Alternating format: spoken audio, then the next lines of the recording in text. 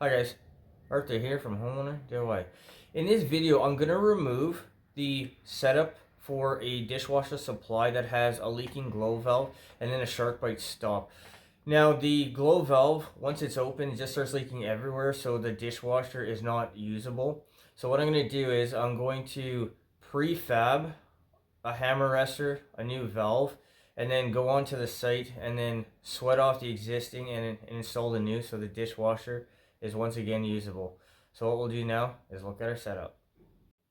Alright, this is our setup. I'm putting a pan underneath it because the green handled glow valve is leaking. But the vertical portion between the dishwasher supply line and the glow valve, I'm going to remove this. A bumper will be put in, a hammer arrestor, and then a new straight stop, and that's going to fix this problem so this dishwasher is once again usable. So what we'll do now is material and tools. Alright, this is the materials list for this job. So I have a brass craft straight stop. I couldn't get a quarter turn. The one great thing about these brass craft stops is if you take off the packing nut, you can actually change out the internals, and a valve that is bought today it still works on a valve that's 20 years old. 1/2 inch copper cap, 1/2 inch T. I have a fitting 90 coupling, copper pipe, Emery cloth, Aquasol, lead-free solder, and then Flux. Guys, this is the materials list for this job. So what we'll do now is the tools list. Or this is the tools list for this job. So I have my finishing kit. I'll need crescent wrench, ratchet wrench, fitting brushes, tube cutters. We'll go through the list as we go along. A container for water. I'm going to use a propane torch just because it's minimal soldering. For safety equipment, a spray bottle of water, safety glasses, work light, extension cord, and then my pouch, so hand tools, a screwdriver, maybe a measuring tape. We'll see what is needed on this job. Guys, this is the tools list for this job, so let's reconnect this dishwasher with water. All right, the plan here will be, we have our hot coming down, so I'm going to put my fitting 90 into my T.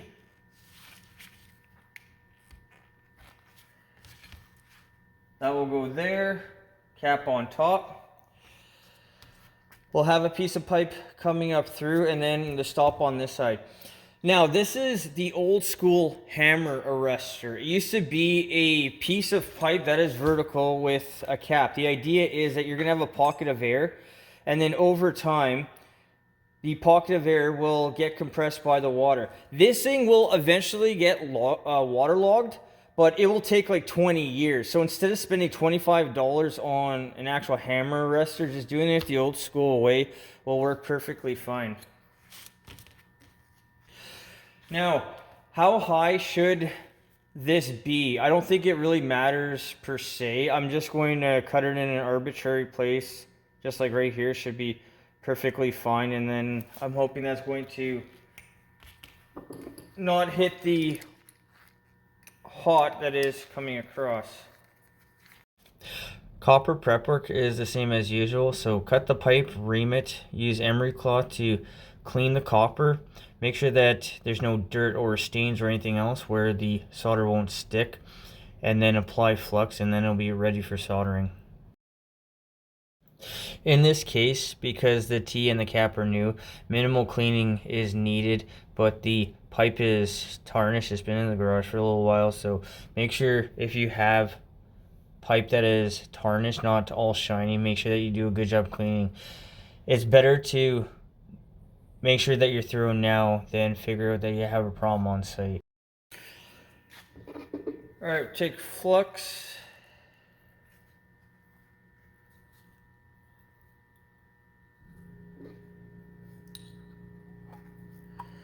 Now what I'm going to do is I'm going to solder the cap, and then I'm also going to solder a piece of pipe into the stop now, just because it's easier to make it look nicer when you are soldering vertically.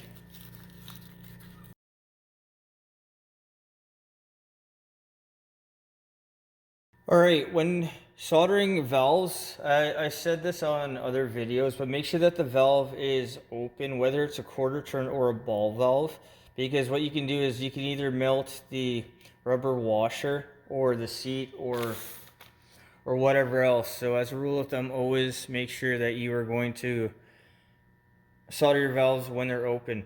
So I'm going to take my propane torch.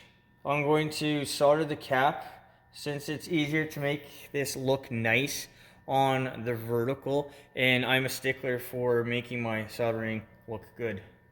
Alright, I'm going to solder the valve first. Now, one thing to keep in mind, since the valve, the material is thicker than the copper, the valve is going to take longer to heat up. It's not going to change anything in my case. And then the other thing is, since we have the handle on this side, the heat will be on this side. You can hit it from this side, but make sure that you don't melt your handle. Guys, check out the card for my video, A Plumber's Guide to Soldering. The video goes into depth about the things that I've learned over the years with soldering. Soldering is technical and you want it to look good, but there are things that you need to know to make sure that you have a professional result. Now give the solder 3 seconds to a minute to cool down, and then I'm going to wipe this down with a damp paper towel. Make sure you're thorough when you're wiping down the joints with either a damp rag or a paper towel. You're trying to get all the flux off. If you leave any flux on, it'll turn green and then it'll be a catalyst for corrosion. So be thorough about it to make sure that your work looks nice.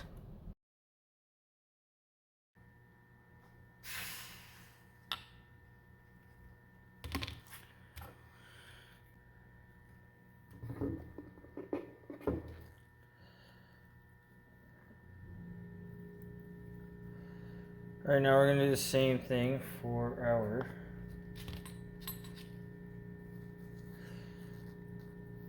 T.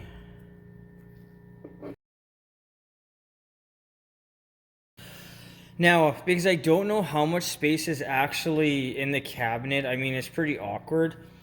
What I'm going to do is I'm going to leave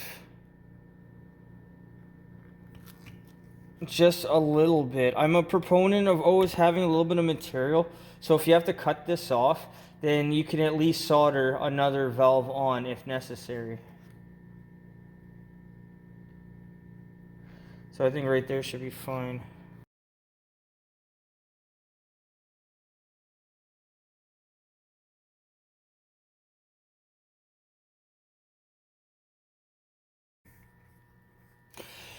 Alright, when you're setting your two up, you need to make sure they're parallel. So if you look at the space between the two right here, you can see that they're parallel. If the space is not lined up, like you see here, then obviously they're not parallel.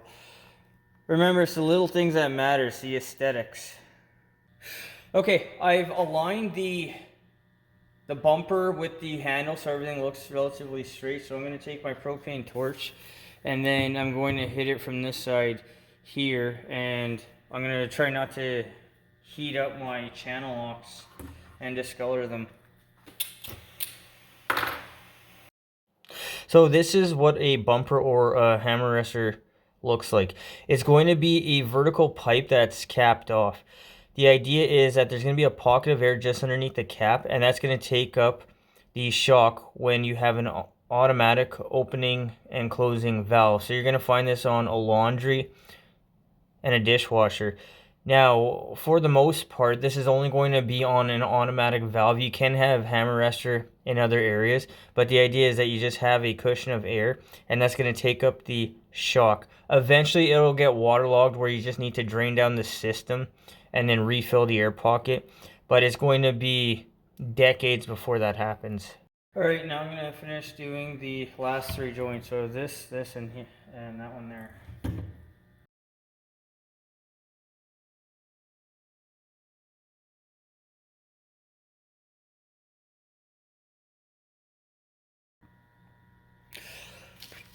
Alright, so this has all been cooled down now. Wipe everything thoroughly with either a damp rag or a damp paper towel. Now in this case it doesn't matter, but if this was onto the street 90. Make sure that the valve is open and closable. Now it doesn't matter, you can go ahead and close the valve. This is also your chance to inspect your joints. This is only 1/2 inch copper and there's no reason here to have a leak.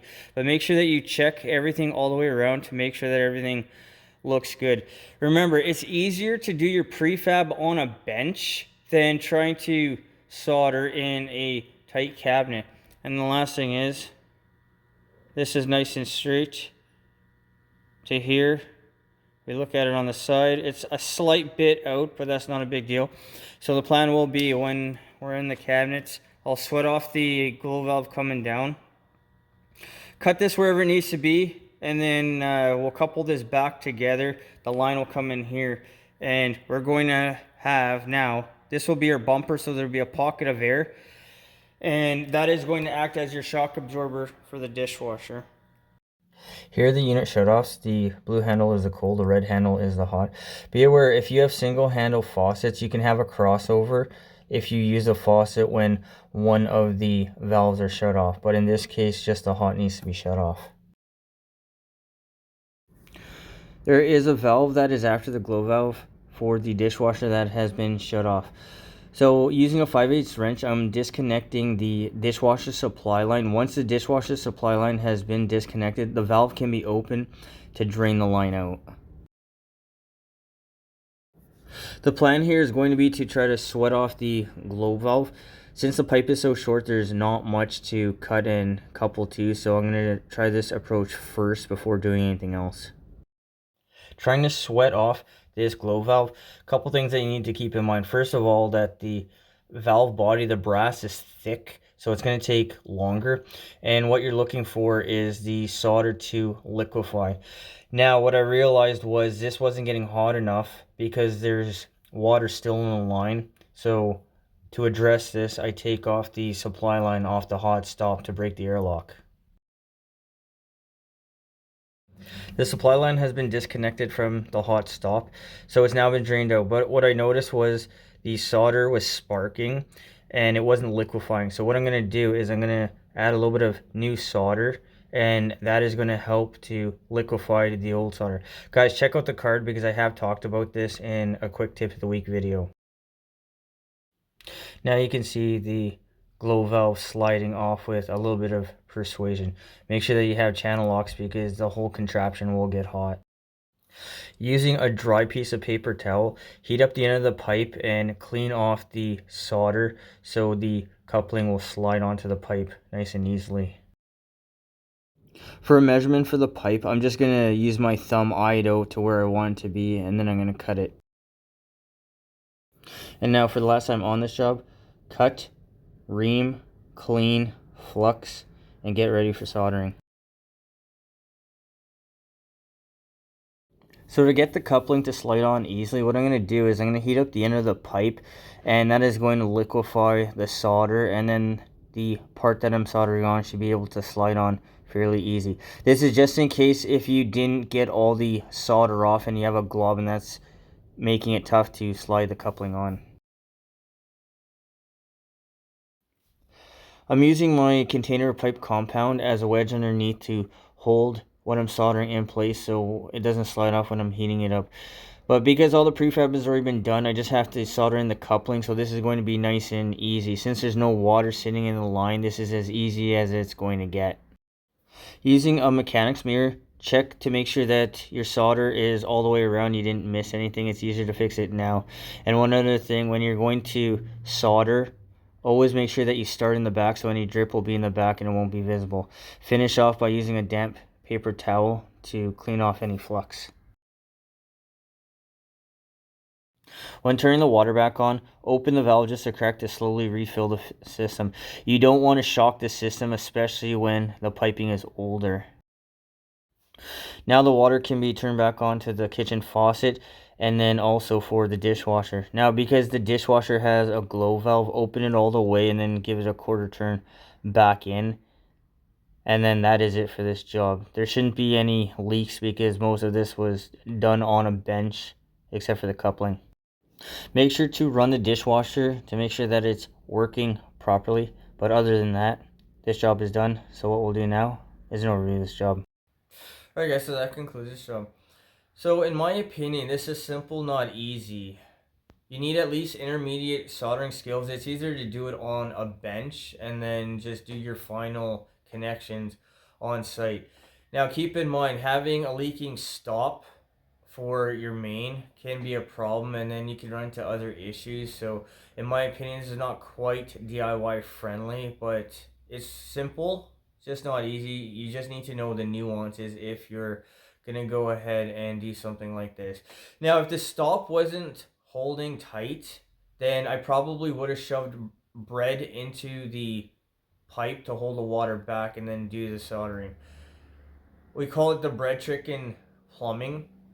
I haven't shown it on the channel yet, but it's an old school thing that you can do to hold the water back so you can do your soldering, and then the bread will break apart later on. The time on this job. The time would be about an hour. This was relatively straightforward. You need minimal materials to get this done, so it was relatively straightforward. Like I said, as long as you're doing your prefab in advance, it's going to make your job so much easier than trying to do it all on site. The cost of this job. Pipe fittings, the stop, and anything else that I use, the cost was about $20. This is it's cheap to do. Well, you don't need all that much material to do it, so the cost is not going to be expensive, but again, the skill is what you're going to need to be able to do something like this. Guys, I hope you enjoyed the video. I hope you learned something. I hope something here is going to help you on your project when you need to go ahead and do that. Guys, next time, please hit the like button, subscribe, and I'll see you on the next project.